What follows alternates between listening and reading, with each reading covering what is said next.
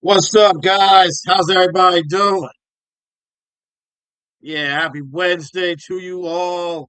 Hope you all are doing well. And today we're going to be discussing Square Enix's 2027 fiscal year first quarter financial results. And guys, it's looking very good, looking very promising, I must say. So first, this post by Audrey, as always. Thank you, Audrey, for giving us the latest news. Square Enix has released their 2027 fiscal year quarter one financial results, and thanks to titles like Final Fantasy VII Rebirth on the Nintendo Switch 2 and The Adventures of Elliot, the Millennium Tales, they saw an increase of sales and profits of, I think that's year of year or something like that. I don't know, I'm not a financial expert. Sales 78.423 billion, up to 32.3. Damn, yo, that's incredible. Operating profit 17.008 billion yen, up to 88.6%. Bro, that is crazy. I love it. Let's keep it rising. Let's keep it rising. You know what I mean? Final Fantasy 14 also saw a rise in sales, but due to initial costs for the 2027 fiscal year, the increase was minimum. It'll probably bump up in the second quarter. Probably tremendously since Evercool has been announced. In the other sectors, other smartphone and PC titles saw increase in sales and profits alongside merchandise and licensing too. Square Enix is cooking, y'all. They're cooking. There's no ifs, ands, or buts about it. And Rebirth and the Millennium Tales are leading the charge. The charge. I'm glad to see that these games are doing solidly, but let's get back to the the reports.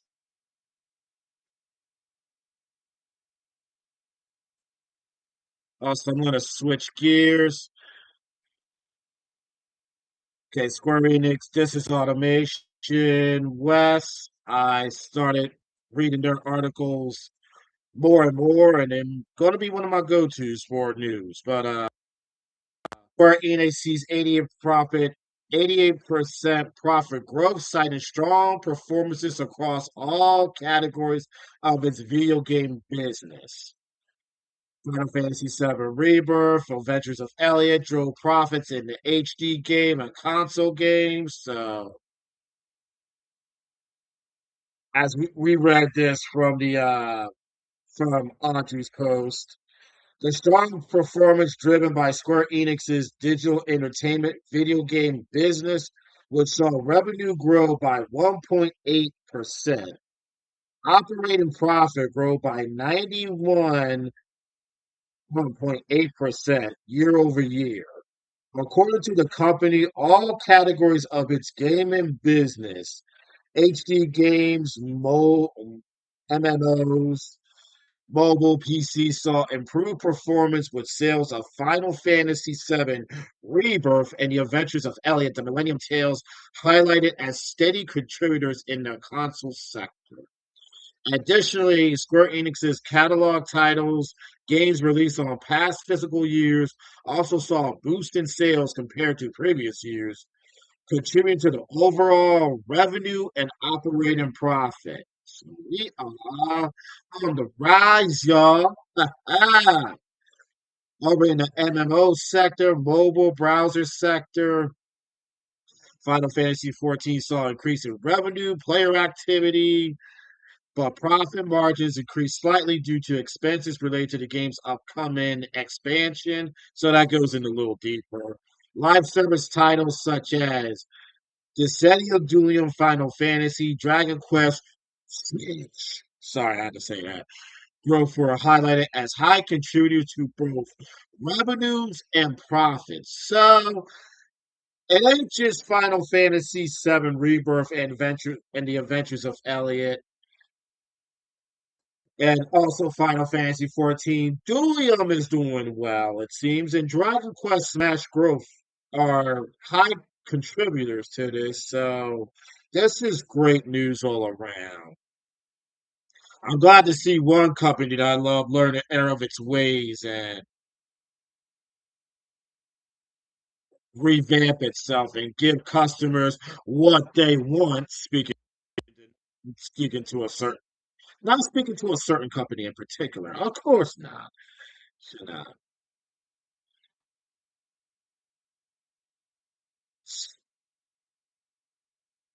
Guys, yeah, this is amazing.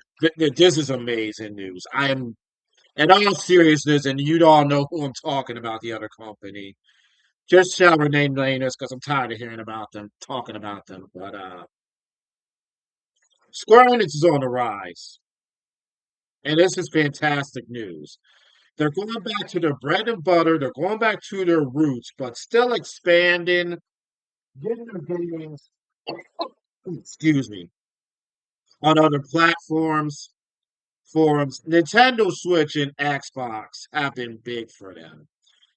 Probably not surprising with the Switch 2, but definitely surprising with the Xbox. Not saying they're losing steam with Sony and PlayStation, but PC, Xbox, last but not least, Switch 2. Matter of fact, probably last but the best of them. Their profits are growing tremendously. And I'm glad to hear that Dualium is doing well. I was a little worried about that game. Maybe once it all said and done, we'll get a console slash handheld release of those games. So let's get on with this.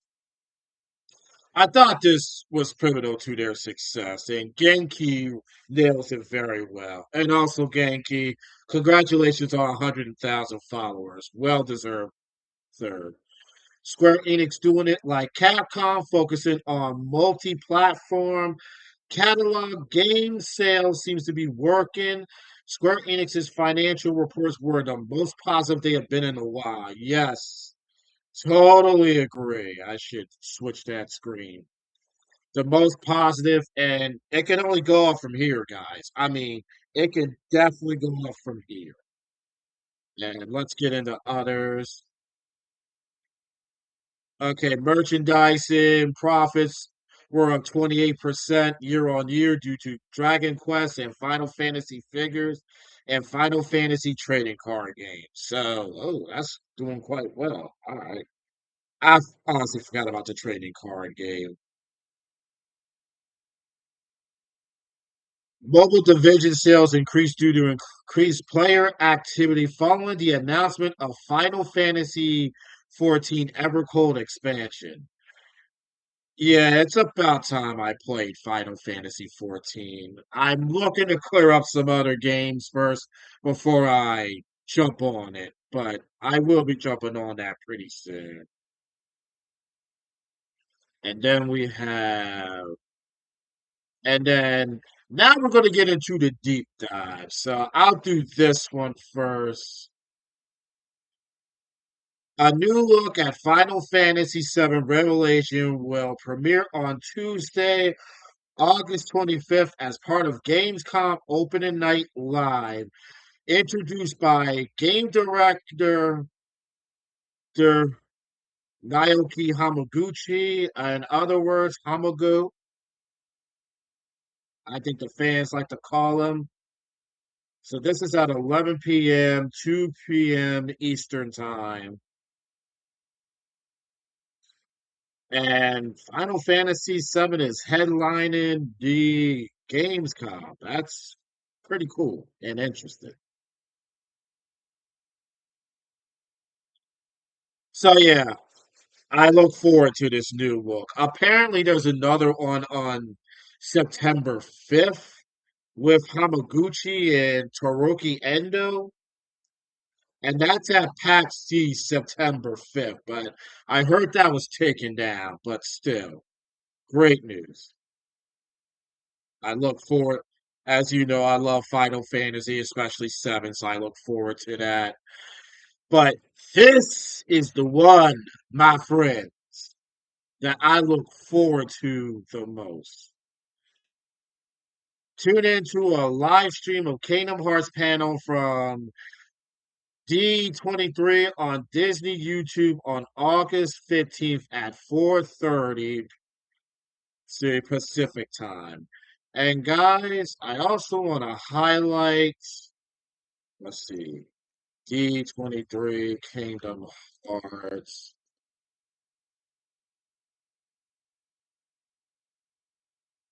Yeah, so this deep dive will also have Nia Gargad, Disney and Pixar games, Tai Yasu.